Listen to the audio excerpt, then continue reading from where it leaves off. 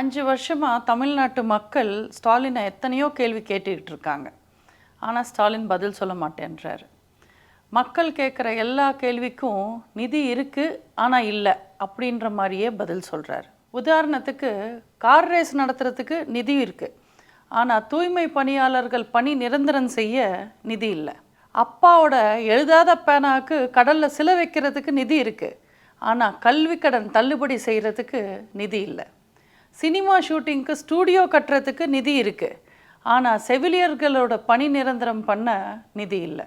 கள்ளச்சாராயம் குடித்து செத்தவங்களுக்கு 10 லட்சம் கொடுக்கறதுக்கு நிதி இருக்குது, ஆனால் மருத்துவர்களுக்கு சம்பளம் உயர்த்தி கொடுக்கறதுக்கு நிதி இல்லை.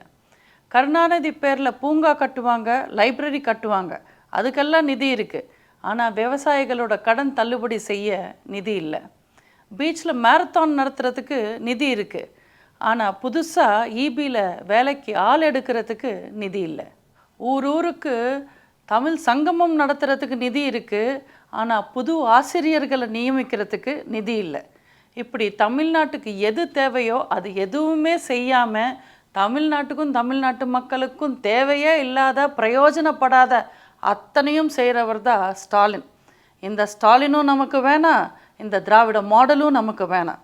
தயவு செஞ்சு தமிழனை காப்பாற்ற, தமிழனோட தன்மானத்தை காப்பாற்ற, தமிழ்நாட்டை காப்பாற்ற வருகின்ற சட்டமன்ற தேர்தலில் நல்லா யோசித்து, உண்மையாக நேர்மையாக நியாயமாக யோசித்து எல்லாரும் ரெட்டை இலைக்கு ஓட்டு போடுங்க.